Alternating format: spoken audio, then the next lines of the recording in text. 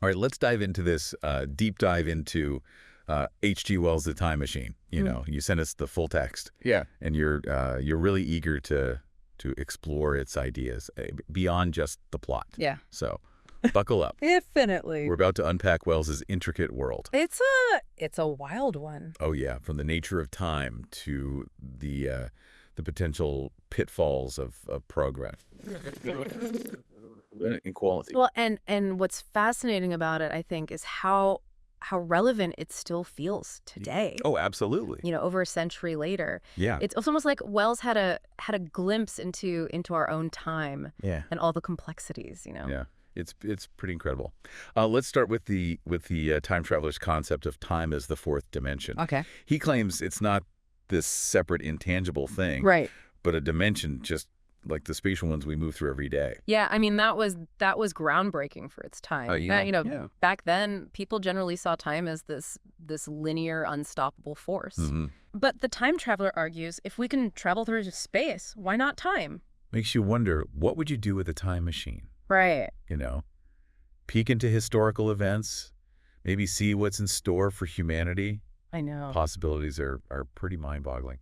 And the time traveler, you know, he doesn't just theorize. Yeah. He builds a machine and actually launches himself into the year 802,701 AD. Wow. That's where he encounters the Eloi. Now, these Eloi, they sound like something out of a utopian dream. Kind of, yeah. They're described as beautiful, childlike, living in a world of leisure. Yeah, they don't work. They just, you know, kind of enjoy the fruits of their world. Yeah. It seems pretty ideal. Right.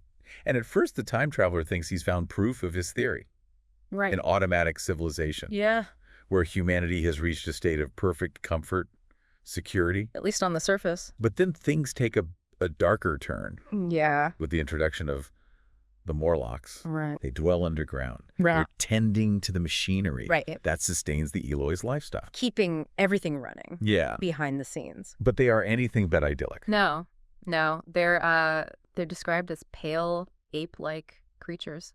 Oh, wow. And the time traveler soon realizes they aren't just tending the machines. Right. They're exploiting the Eloi. His initial perception of a unified, advanced humanity, it crumbles. I mean, he's staring at a species that is split into two. Completely. And this is where I think Wells's social commentary becomes really powerful. Okay. You know, think about it.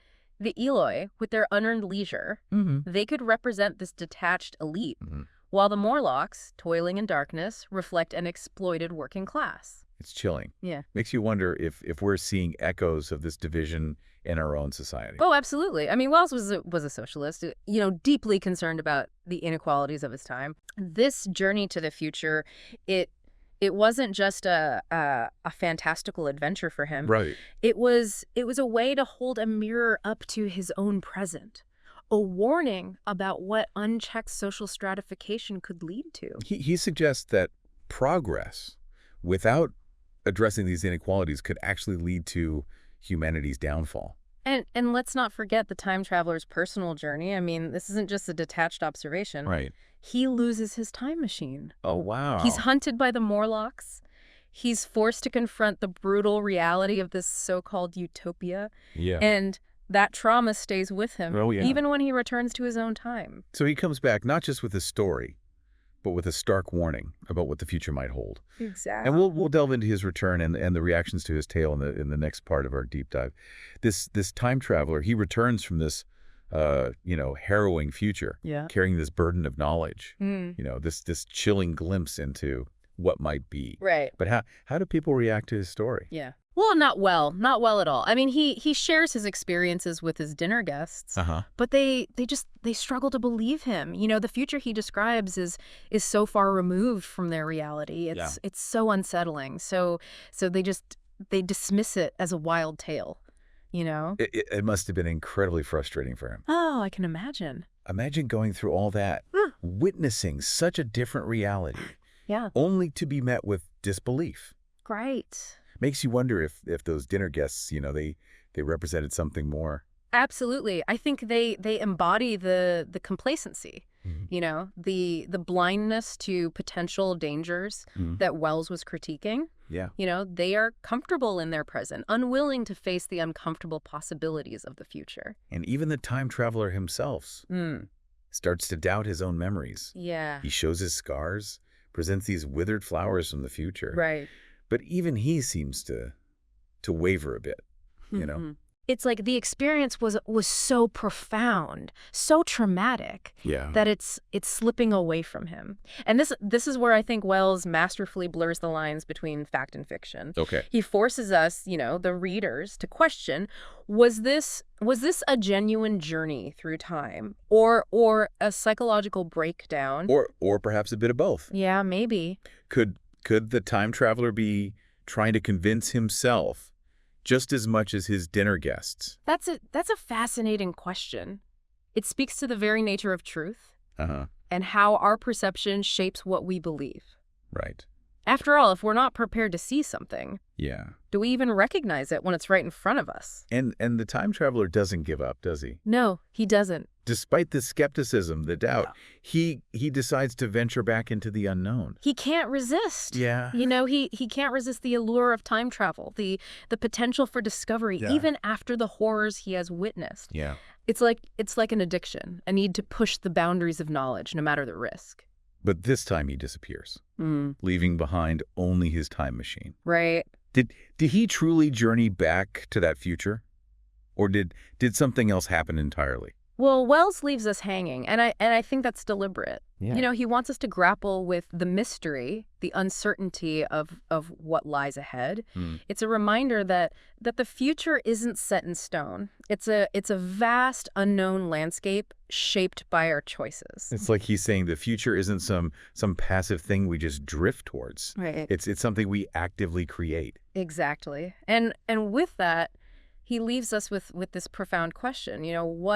What would you do? Yeah. If you had access to a time machine? That's a big one. Would you be tempted by the unknown, or would you heed the time traveler's warning? It's a question that resonates with all of us, really, whether we're facing, personal choices or societal ones. Absolutely. Are we being complacent like the time traveler's dinner guests? Yeah.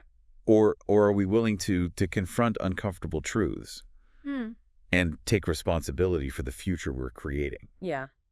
Yeah, it's powerful. That lone time machine just left behind. Yeah. A symbol of both our potential and our recklessness. Yeah.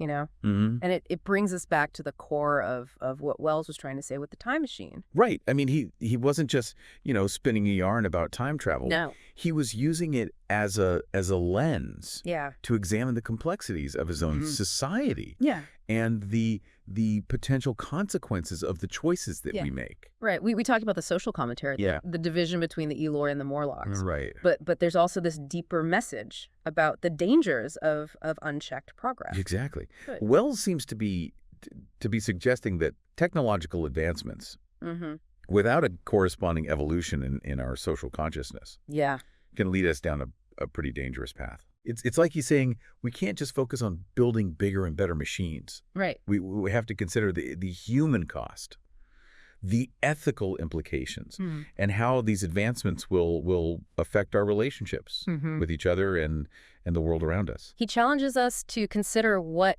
kind of future we're building. Is it one where technology serves humanity, or one where it ultimately divides and dehumanizes us? And that question, I think, is at the heart of what makes the time machine so enduring. Absolutely. It's not just a sci-fi adventure. Yeah. It's a mirror reflecting our own anxieties, our own aspirations, and our own responsibility for the future. It prompts us to ask ourselves, are we like the time traveler? Yeah. Driven by an insatiable curiosity, a need to push boundaries even at great risk. Right.